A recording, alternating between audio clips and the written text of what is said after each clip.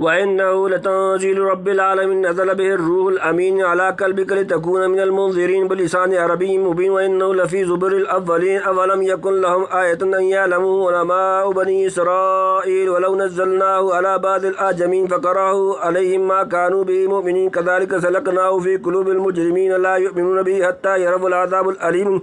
فيأتيهم بغتة وهم لا يشعرون فيقولوا هل نحن منذرون أفبعذابنا يستعجلون فرأيت إن متعناهم من سنين ثم جاءهم ما كانوا يوعدون ما أغنى عنهم ما كانوا يمتعون وما أخلقنا من قرية إلا لها منذرون وذكرى وما كنا ظالمين ما تنزلت به الشياطين وما ينبغي لهم وما يستطيعون إنهم عن السمع لمعزولون فلا تدع مع الله إلها آخر فتكون من المعذبين وأنذر عشيرتك الأقربين واخفض جناحك لمن اتبعك من المؤمنين فإن عصوك فقل إني بريء مما تعملون فتوكل على العزيز الرحيم الذي يراك حين تقوم وتقلبك في الساجدين إنه هو السميع العليم هل ننبئكم على من تنزل الشياطين تنزل على كل أفاك أثيم يلقون السماء وأكثرهم كاذبون شعراء ويتبعهم الغاوون ألم تر أنهم في كل واد يهيمون وأنهم يقولون ما لا يفعلون إلا الذين آمنوا وعملوا الصالحات وذكروا الله كثيرا وانتصروا من بعد ما ظلموا سيعلم الذين ظلموا أي منقلب ينقلبون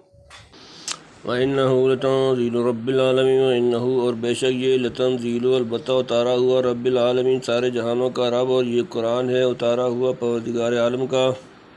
نزل به الروح الامین نزل به اس کے ساتھ لے کر اترا روح الامین جبرائیل امین لے کر اترا ہے اس کو فرشتہ معتبر علی قلبک لتکون من المنذرین اللہ پر قلبک تمہارا دل تکون تاکہ تم ہو من المنذرین ڈر سنانے والوں میں سے تیرے دل پہ پر کہ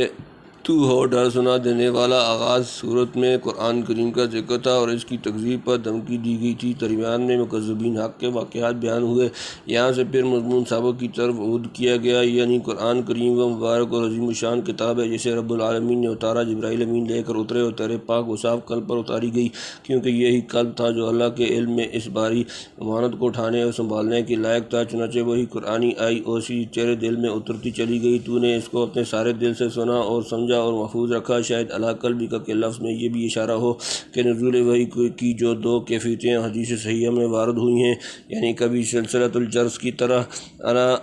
آنا اور کبھی فرشتہ کا آدمی کی صورت میں سامنے آ کر بات کرنا ان میں سے قرآن کی وحی اغلباً پہلی کیفیت کے ساتھ آتی تھی کیونکہ دونوں حالتوں میں محققین کے نزدیک فرق یہ تھا کہ پہلی حالت میں پیغمبر کو بشریت سے منخلا ہو کر ملکیت کی طرف جانا پڑتا تھا گویا اس وقت آلات جسدانیہ کو بالکل معطل کر کے صرف روحی قوتوں اور قلبی خواص سے کام لیتے تھے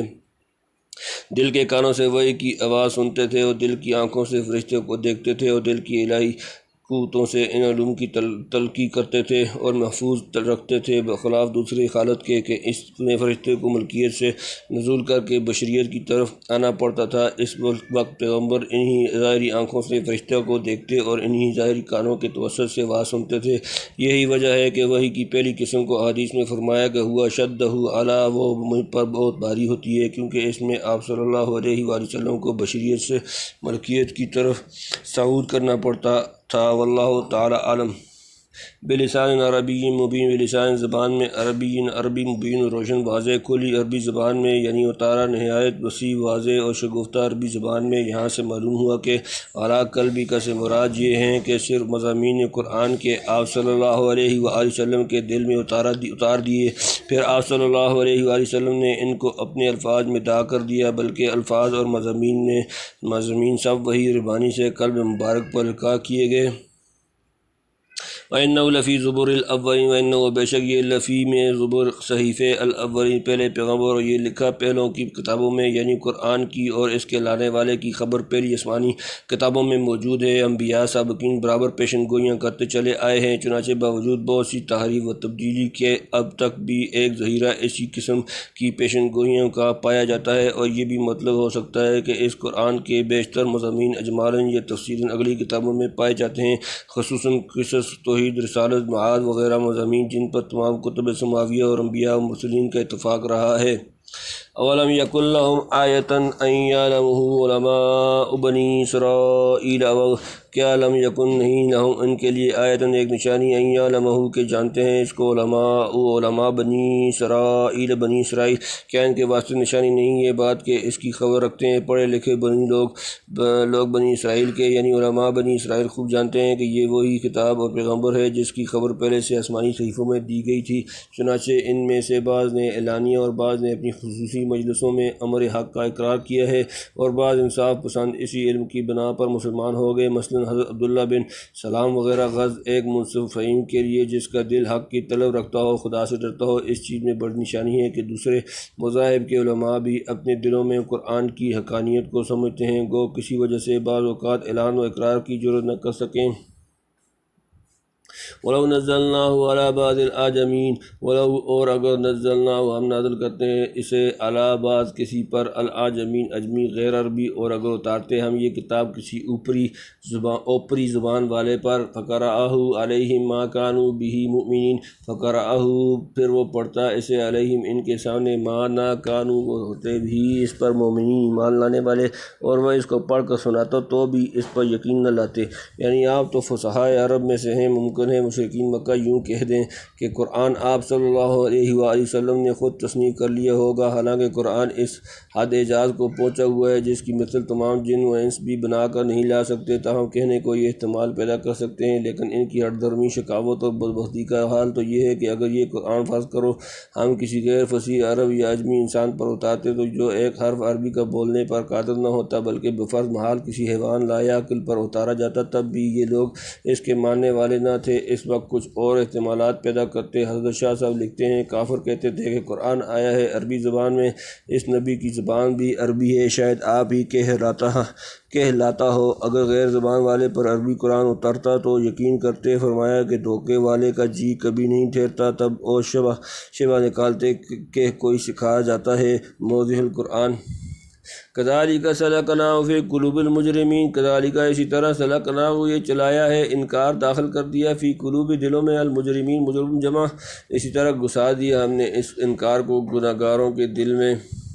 لا یؤمنون بہ حتی یروا العذاب العلیم، لا یؤمنون وہ ایمان نہ لائیں گے بھی اس پر حتی یہاں تک کہ یروا وہ دیکھ لیں گے، العذاب علیم دردناک عذاب، وہ نہ مانیں گے اس کو جب تک نہ دیکھ لیں گے عذاب دردناک۔ یعنی جو آدمی جرائم اور گناہوں کا خوگر ہو جاتا ہے اور اپنے کنواں کو شرارت اور سرکشی میں لگا دیتا ہے تو اللہ تعالیٰ بھی اپنی عادت کے موافق ڈھیل چھوڑ دیتا ہے اور اس کے دل میں انکار و تکذیب کے اثر کو جاگزین کر دیتا ہے۔ یہ تقریر ترجمہ کے موافق ہوئی، لیکن بہت سے مفسرین نے سلکناہ کی ضمیر قرآن کی طرف راجع کی ہے، یعنی قرآن کو ہم نے اس طرح مجرمین کے دل میں گھسا دیا ہے کہ وہ دل میں خوب سمجھتے ہیں یہ کلام بشر نہیں ہو سکتا،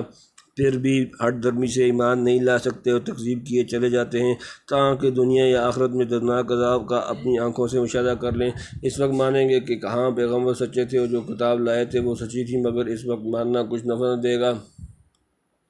فَيَأْتِيَهُمْ بَغْتَةً وَهُمْ لَا يَشْعُرُونَ، فَيَأْتِيَهُمْ تو وہ آ جائے گا ان پر، بغتۃ اچانک، وہم اور انہیں لا یشعرون خبر بھی نہ ہوگی، پھر آئے ان پر اچانک اور ان کو خبر بھی نہ ہو۔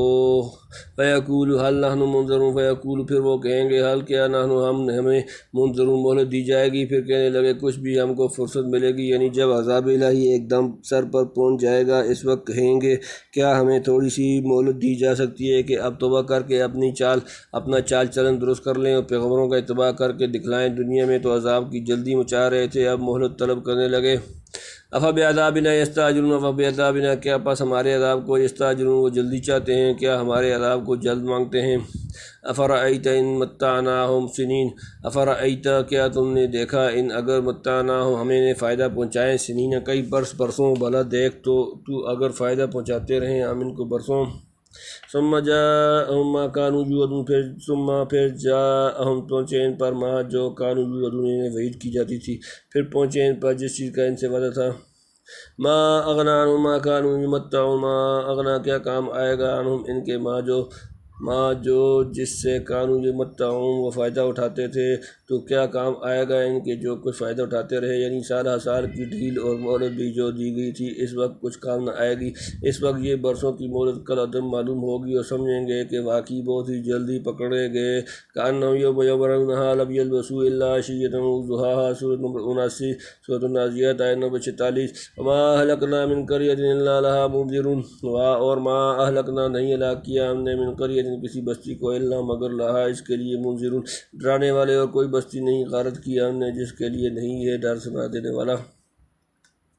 ذکر وما کننا ظالمین، ذکر نصیحت کے لیے، وما کننا اور نہ تھے ہم ظالمین ظلم کرنے والے، یاد دلانے کو، اور ہمارا کام نہیں ہے ظلم کرنا، یعنی کسی قوم کا تختہ یوں ہی ایک دم نہیں الٹ دیا گیا۔ عذاب بھیجنے سے پہلے کافی مہلت دی گئی اور ہوشیار کرنے والے پیغمبر بھیجے گئے کہ لوگ غفلت میں نہ رہیں، جب کسی طرح نہ مانے آخر غارت کیے گئے الیاذ باللہ۔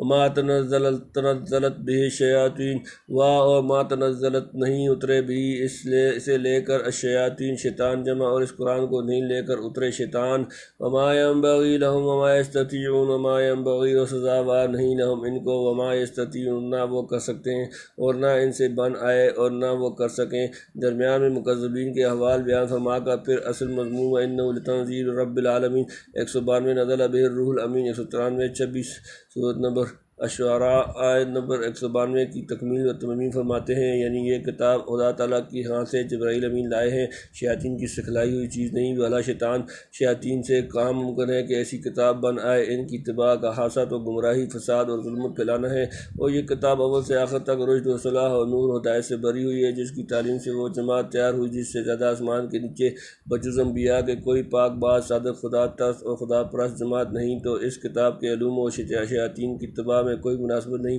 نہ وہ اس لائق ہیں کہ اس عظیم الشان متبرک بار امانت کو اٹھا سکیں۔ لو انزلنا هذا القرآن على جبل لرأيته خاشعا متصدعا من خشیۃ اللہ، سورۃ 59 سورۃ الحشر آیت نمبر 21۔ روایات میں ہے کہ بعض مشرکین کا خیال تھا کہ محمد صلی اللہ علیہ وآلہ وسلم کے پاس کوئی جن آ کر یہ قرآن سکھایا جاتا ہے۔ بخاری میں ہے کہ ایک مرتبہ وحی آنے میں کچھ دیر ہوئی تو ایک عورت نے حضور صلی اللہ علیہ وآلہ وسلم کو کہا کہ تیرے شیطان نے تجھ کو چھوڑ دیا۔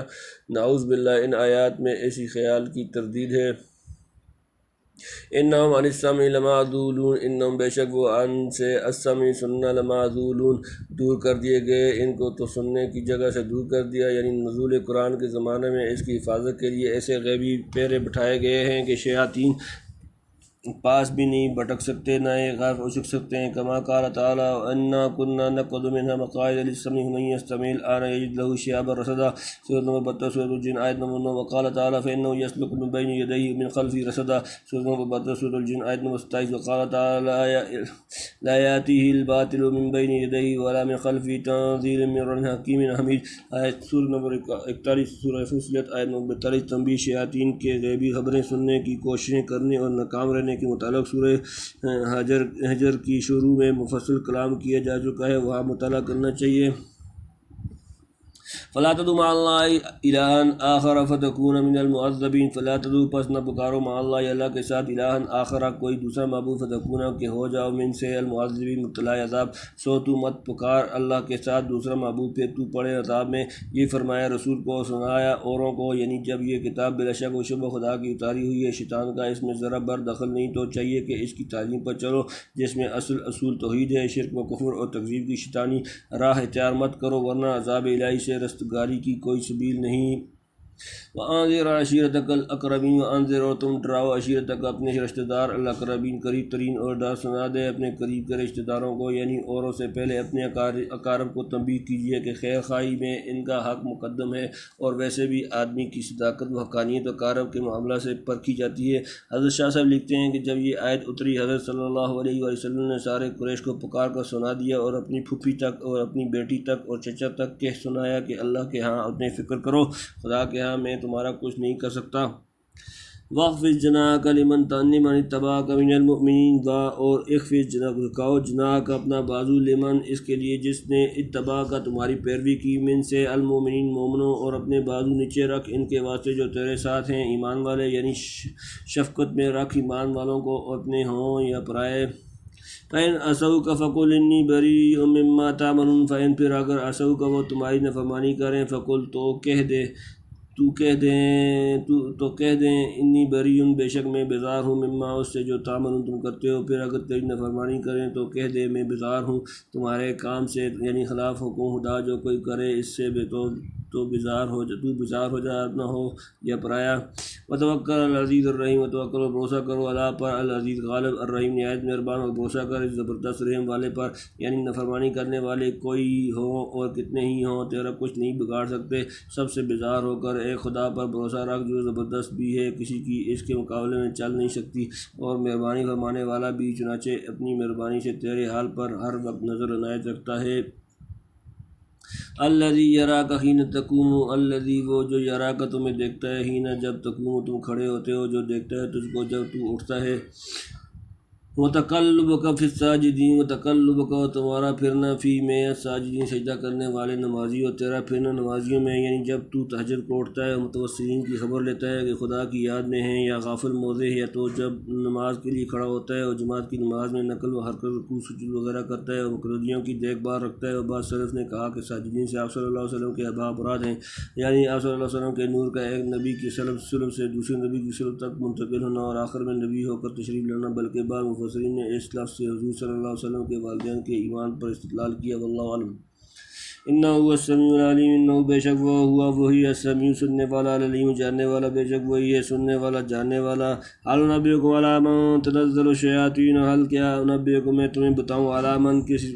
کسی پر تنزل اترتے ہیں، الشیاطین شیطان، جمع میں بتلاؤں تم کو کس پر اترتے ہیں شیطان۔ تنزل علی کل افاک اسیم، تنزل وہ اترتے ہیں علی پر کل ہر افاک بہتان لگانے والے، اسیم گناہگار اترتے ہیں ہر جھوٹے گناہگار پر۔ یہاں پر پھر قرآن کے صدق و عظمت و شان پر تنبیہ فرمائی، یعنی ایسے ساجدی اور تہجد گزاروں کے امام کو جو اللہ کے معاملے میں اپنے اور بیگانے کی کوئی پرواہ نہ کرے اور ساری دنیا سے ٹوٹ کر اکیلے خدا پر بھروسہ رکھے۔ کیا یہ کہا جا سکتا ہے کہ معاذ اللہ شیطان ان پر وحی لاتا تھا؟ آؤ میں تم کو بتاؤں کہ شیطان کی وحی کس قسم کے لوگوں پر آتی ہے۔ وہ آتی ہے جھوٹوں پر، بدماشوں پر، بدکاروں پر، کیونکہ شیطان سچے اور نیک آدمی سے بیزار ہے کہ یہ اس کو برا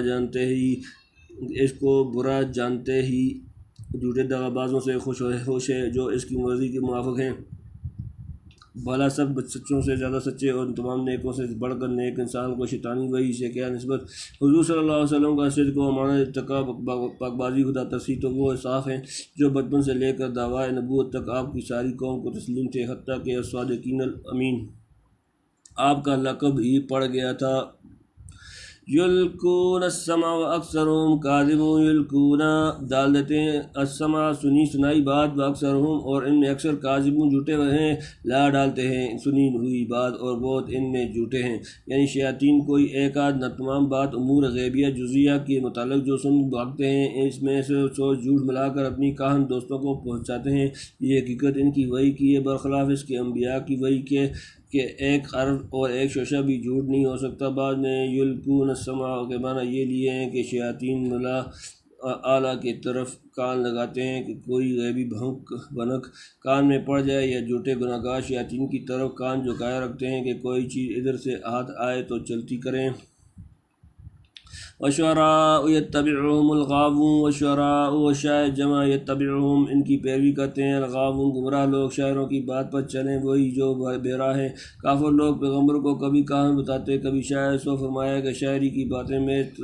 تخیلات ہوتی ہیں، تحقیق سے اس کو لگاؤ نہیں ہوتا، اس لیے اس کی باتوں سے بجز گرمی محفل یا وقتی جوش اور واہ واہ کے کسی کو مستقل ہدایت نہیں ہوتی۔ حالانکہ اس پیغمبر کی صحبت میں قرآن سن کر ہزاروں آدمی نیکی اور پرہیزگاری پر آتے ہیں۔